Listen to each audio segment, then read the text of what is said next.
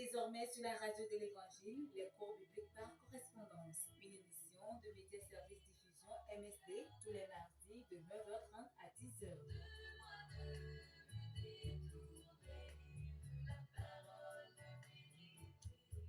Contact 22 22 51 66 70 41 09 27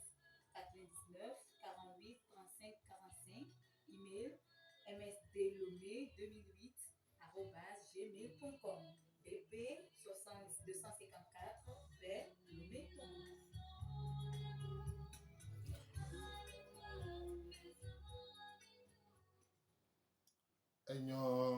Lido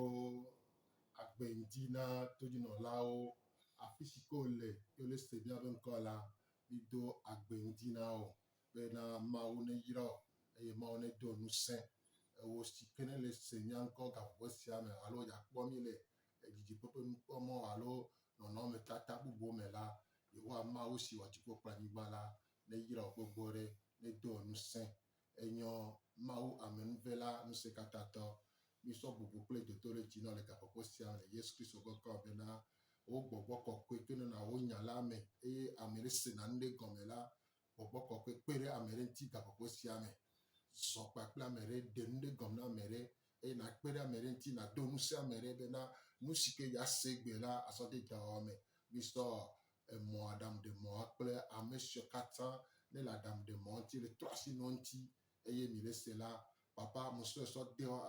so de asimeno ga posiame lo ohula le chom yakata di eye ayaba la pe musia le papa ohu kwati sela le gere ayaba la pe musia me bena nyasia ke la to me la papa na wato la me pa gbedi ya me na stende gome le Yesu Kristo na pe kome amen enyo mi le pompo kuro kadodo kadodo alo ajasha pa ple mawu ano maunti e maucha no nti wala mi le popo kurenti egbela ego mi se gomevo if ya nka ma wo ne kadodoa na like pa ple mawa ni wola nka ma wo e ni wola ati hono kudom nka ma wo e mi ku ebe kadodoa na no gongongo a egbela nyaba nyakakeme nya sodo tepebe na amere na sende gome donc anu sike ma wo ni mi kumo pe kadodo na like la eni amerika me sole me dede amerika pe sole me dede sole me ale mi na sole me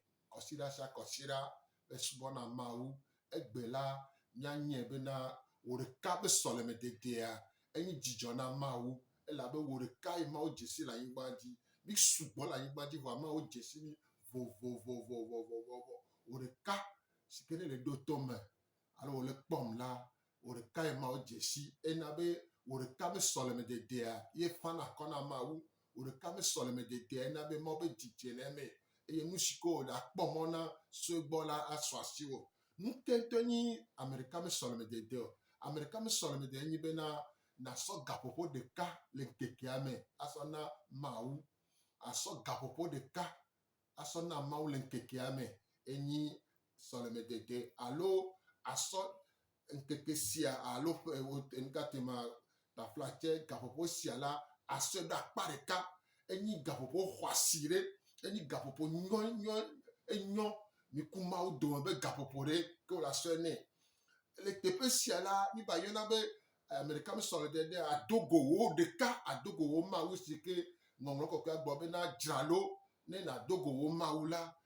esia yisi gapopo sia me la so la sogbe la woreka ado hakudo mawu bani be nke bani sole me de dia ela be na sole me de dia enya sike gomeni be na gasia gamela anofu ashanpo ne wo wala anofu ashanpo ne wo wala ano kasen pide adira vivione atonya kenu la domene enyi bani be na amerika sole me gomena anote anomo ponkume ase Yehowa o wala begbe asote dome eye le vevere eya banyi be na oreka sike ole wo solome dede lala ole onko ole din fafa nti fafa pe dede nono ne wo agbe donc ewa sɔleme adedea ye gɔme wa wo ɖeka adzasa kple mawu asɔ gaƒoƒo ɖeka le ŋkekea me gɔme mawu na mi gaƒoƒo blaeve-vɔ-nea míaƒe enuwolia gaƒoƒo wolia si ke míasɔ ne mawu enyi gaƒoƒo ɖeka míasɔsɔ nɛ ne wosɔ gaƒoƒo ɖeka sɔ na mawu la gaƒoƒo blaeve-vɔ-tɔ̃ kpɔtia wòlate wɔ enyi ɖe elabena be wodzena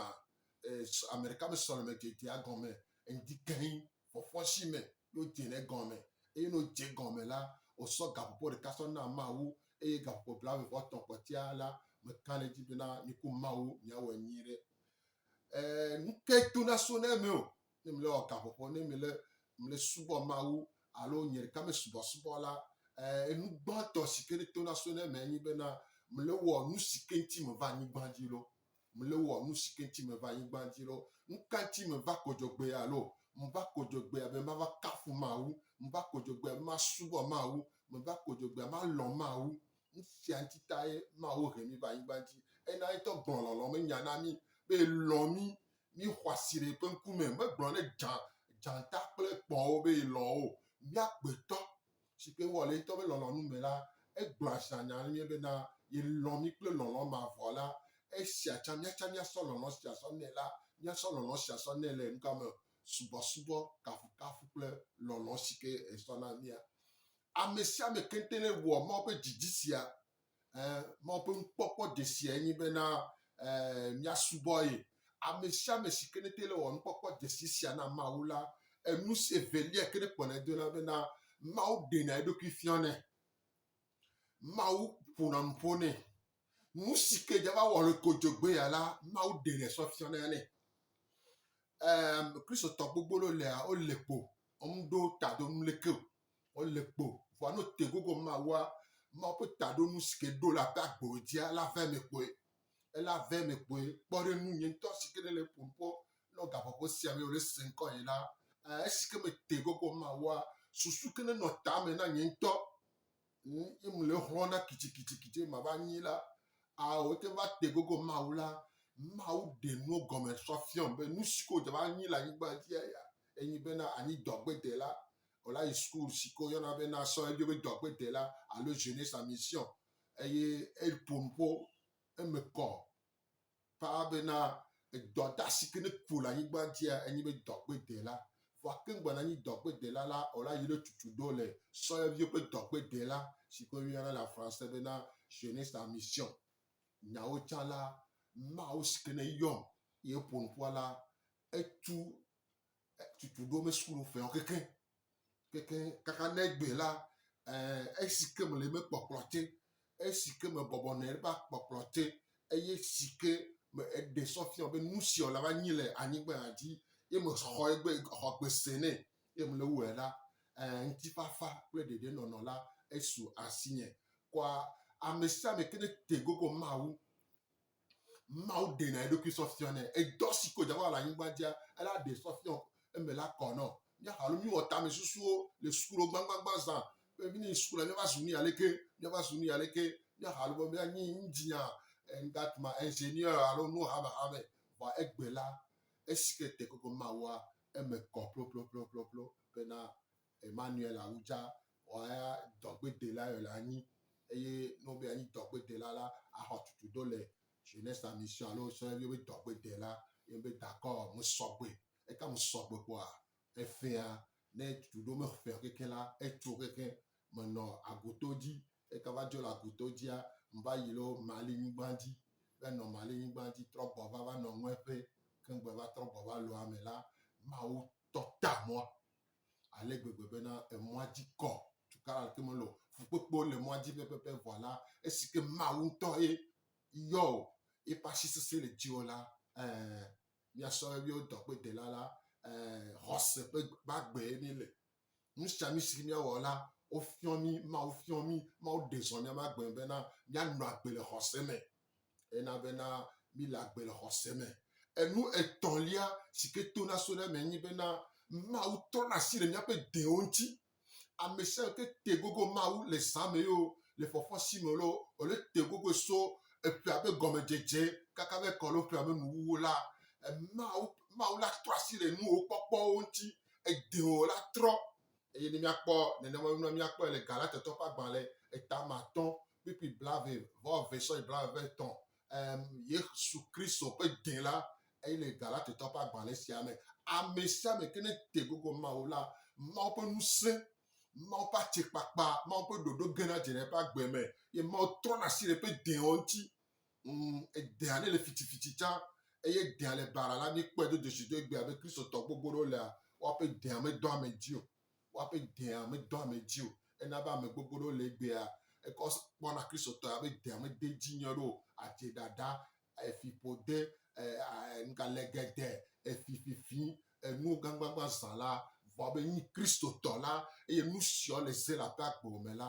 dzagbagba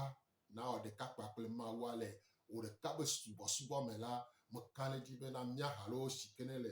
fia la si ke ne ƒonuƒo alo kpɔm la minɔ nuwo me sugbɔ be vidzidzi me nyi so be gaŋkui ƒe minɔ nuwo me sã ŋutɔ gbogbo ɖe ŋutɔ ame ko sena míame ŋkɔ sã ablɔgã me cité du port nukateba nuko mito sia vɔ egbe la mawu ƒe ame bena miba le nenema be nua me miba le nenema nua me mawu si ke mi te gogo la mawu trɔ asi le mía ŋuti ke trɔ asi le mía ŋutia esɔ da asi na mi eye mi le wɔ edzidzi gaƒoƒo sia me mawu ne yra to dzi na wòla sesẽ ɖe misɔ le ye dzi bena Yesu Kristo si wɔ xixe kple anyigba kple tɔ la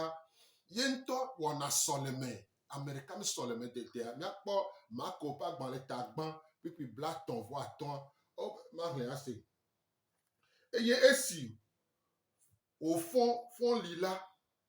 edo go heyi ɖe gbe dzi eye wòdo gbe ɖa le afi ma Marko ƒe agbalẽ ta gbãtɔ kpikpi blatɔ̃ vɔ atɔ̃ agblɔ be eye esi wòfɔ li la edo go heyi ɖe gbe dzi eye wòdo gbe ɖa le afi ma Yesu Kristo si wɔ anyigba kple dziƒo kple anyigba la ye ŋutɔ wɔna sɔleme ŋke ŋuti ele wɔ sɔleme alo ele wɔ sɔlemea esɔfɔ le to be ye da afɔ tome ne mi ye wɔe be míatsɛ míanɔ wɔe Yesu ale hiã be ɖaba nɔ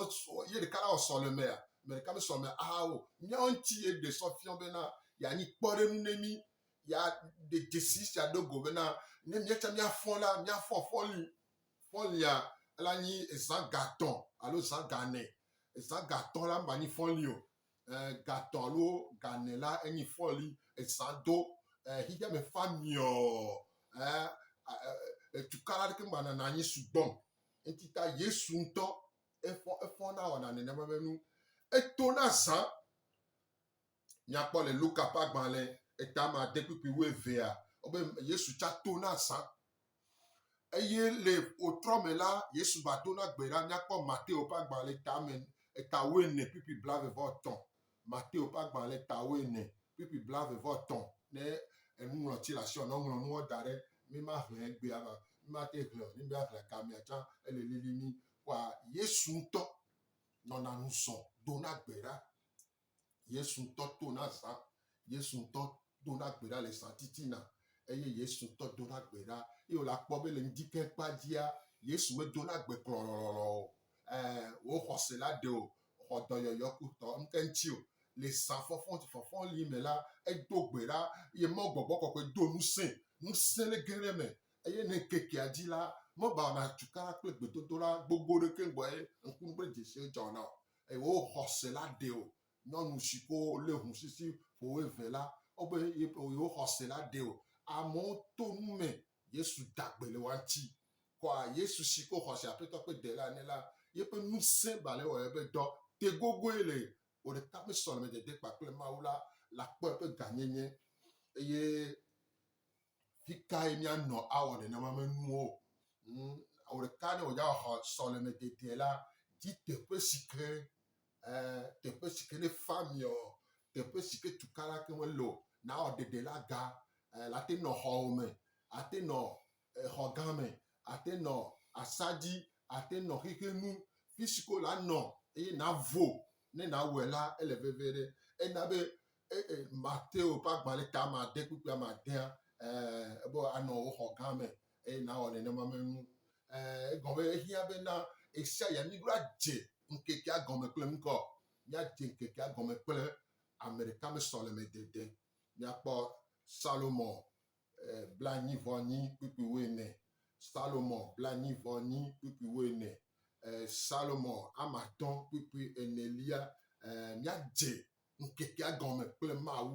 eye no dze nkeke agɔme kple Mawu ame ka ɖe dzi nɔ bena nkeke si ke gɔme dze kpakple Mawua makpɔ azu kpɔkpɔ nɔ mawɔ azu wɔwɔ nɔ Mawu ƒe amenuveve la su asi o le agbɔsɔsɔ me fifi eke ne ŋfu aɖe nu ka mawɔ nyemada va tame o ɖe enu gbãtɔ si ke mawɔ enyi bena esi ke mefɔ gatɔ̃ alo gane la egɔ be gaƒoƒoa tsã ele veve ɖe omafɔ gbea gatɔ̃ esɔ ava fɔ gatɔ̃ alo gane o oɖo atsã gaƒoƒo ɖeka elabena oɖo ɖoɖo kpakple Mawu bena gatɔ̃ ya madamada ye eye ne gatɔ̃ ya Mawu la fɔ ƒoe ne Mawu fɔ vɔ wo ŋutɔ va le nya ɖea medo ame dzi o asɔgbe toɖoɖo kple dziwɔwɔ na Mawua ehena yayra vana ame ƒe agbe me eŋuti ta ne wòfɔ dzi keŋ kpo la nu gbãtɔ ke la wɔ nyi bena ahu wo nu vɔ gɔme ne wòfɔ zi ɖeka lekea enu gbãtɔ nyi be ahu nu vɔ gɔme abiɔ Mawu be ne dzo ye me ne nu vɔ ne le ye me la ne ɖe ɖe go si ɖeke gblɔ le Salomon 130 kpukpui 22 sɔyi 24 la be Mawu ne dzo ye me ne nu vɔ ne le ye me ne ɖe ɖe go ne le mɔ bara le dzi la Mawu ne ɖe dzo le mɔ sia dzi la Mawu dzona Mawu esɔgbe be ya dzo mía me ele si be kpɔ le nu le aƒe la eze si ke esi le me yo dzi akusibu kɔ le me la oklɔna zea me ke ŋgbe kuna si bubu kɔna le me vɔ ne wɔ me klɔ zewa me o eye kusi kɔ le me la esia la blu wɔ na leke o wɔ dɔ bubu entita mi sɔ kple míaƒe dzia mi sɔsɔ kple aƒeze si ke esi le me la ke ŋgbe na kɔ sibu le me la oɖo la aklɔ zea me entita ame sia ame ke be awɔ Amerika me sɔleme dede la enu gbãtɔ enyi be ne klɔ ebe zea me ne hu nu vɔ gɔme aɖe kuku ne Mawu akpe Yesu ƒe hu si ko gblɔ le Yohanes ƒe agbalẽ ta gbã kpukpui gbã amasi ɖeka gblɔ bena ne nyi hu míaƒe nu vɔ me la Mawu nyi dzɔdzɔtɔ kple anukwaretɔ aŋgɔ asɔ ke mi ye aklɔ makɔmakɔ nyinya dzo le mía me Yehowa Mawu sɔgbe bena yaɖe míaƒe nu vɔ dzo egɔme nyi bena kegbe nu vɔ na dzo la ewoe la wɔ afɔɖeɖe gbãtɔa nyi bena ahu nu vɔ gɔme abia sɔsɔ ke Abosam lɔna be míahu nu vɔ gɔme ne wòle hu gɔme la evena dɔme nɛ vɔ am do ŋusẽ o bena gbe sia gbe ke wòfɔ be yeawɔ ɖeka Amerika me sɔleme dede la ehiã bena na wɔ ŋgɔ nahu nu vɔ gɔme naklɔ zewa me naklɔ dziwa me Yehowa ŋutɔ gblɔ le Isaiah ƒe agbalẽ gbã 8 sɔ yi ɖo asi ɖeka be va ne wo nu vɔ biãsi nyagãdze ne la ɣe sakla la ne biãsi bisi ne nyrɔsi bisi ne la ela ɣe si snow ne va no kpe hu me kpoa yasɔ ke o eye adzra o lo eye la nɔ kɔkɔ nyenye me Amerika me yina Mawu ƒe ŋkume kple nu vɔ la Mawu me dana asi ɖe ƒe gbedodo la dzi o vɔ ame ke hu me bia sɔsɔ ke la Mawu kpɔnɛ me nya gbɔ evelia no hu nu vɔ gɔme evelia nyi bena kafukafu kple subɔsubɔ okana fu Mawu le tenu eye subɔsubɔ la ayi klodzi alo amla yi le pakɔme ofona Mawu amla na ye akafu Mawu nu si ke Mawu wɔ nɔ wa vovototo le kafukafu kple subɔsubɔ me va egbe la mi tsakana wo vovototo si ke ne le kafukafu kple subɔsubɔ nyi be kafukafu ya nu si ke Yehowa Mawu wɔ la ƒe agbewo me so ɖeviwo me kaka va kɔ ɖe egbe la Mawu wɔ nugãnugã la ƒe agbewo me na mi gãku kpɔ atsaƒuwo mi gãku kpɔ xeviwo mi gãku kpɔ mía ŋutɔ ɖokui la Mawu me lolo ŋutɔa eye subɔsubɔ nyi be nu ka Mawu anyi na o Mawu nyi kpekpesege Mawu nyi ŋusẽkatãtɔ oƒona Mawu amla na ye oƒone Mawu oyɔnɛ mi ŋkɔwo be Mawu wònyi ŋusẽkatãtɔ Mawu ololo le klodzi alo míamla anyi le akɔme nɛ míamla anyi le akpasɔ ŋkume tso anyi Mawu efiɔdzi fiɔnyi aƒetɔ ƒe aƒetɔ enyi mi la subɔ ye enyi kafukafu kple subɔsubɔa ena bena ame sugbɔ tsakana nuɔ no bo subo mawa o le kafu mawu no bo kafu mawa o le bionu ao vovoto to le me nka mawu ona o enyi kafu kafua nka mawu nyina o enyi subo enyi nu evelia etonlia enyi bena le gbedodo la me e ko le subo mawu o le kafu mawu o le subo mawu la o le so akpedada ne enyi etonlia aso akpedada ne bena ao mawu me kafu o me subo me dakpe no la be nu gan o wole nye agbeme etonlia nya so akpedada na mawu bena ena be me lagbe eyira mpe la mese eyira mpe nu amesio ma adakpe ne lo la mese pe nu amesi ke mawu so no anyi tonlia enelia enyi bena ale sike ohunuvo gome o kafu mawu yo subo mawu yo so akpedada ne la mawu gbogbo kokwe nu se katato la etono zombe na vite ahonya la ko na mo adogbera le novi ota adogbera le jusiko mo le ata adogbera le hame ata adogbera le plolata adogbera le togo ota adogbera le nola o sike togo akata la adogbera le wata ne gbedodo la siala nyola gale moa bibio abio mawu be ya dogbera lo ejuata enyaka le mawu sio enyaka le mawu sio ela be ahonya la kola mi dula so yire mawu ponkume mawu nda dogbera le kofita nda dogbera la meata le enyaka le sio gbedodo la kai la do eye mawu to sike pona me la ena ba mesa be kebe ahonya la ko edula ro do to mawu etododo pleji wo na mawu la na bena mawu la so nyasugbon de o me le gbedodo ra me vani ya mi le mo la wa on to ja dogbera wa ma sendeke gomo enelia enyi bena ahonya la ko na mo adogbera la mo ta mawu so gbe bena ya gere gbedodo ra me pa ple wa eta nya le jijine enya la domene yehowa mawu amesi kene jesi togo ala mesike jesi kofia la mawu enyi eye be mawu se katato mawu gboko mi la yi eye mawu ahona mi ni bi po de dosidoa le bible amela ahonya la ko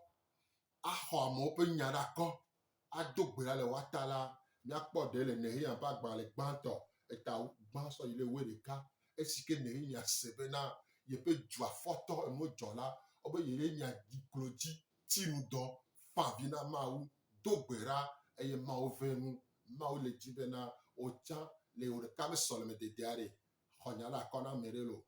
atonlia enyi bena ahle bibla adengle kureji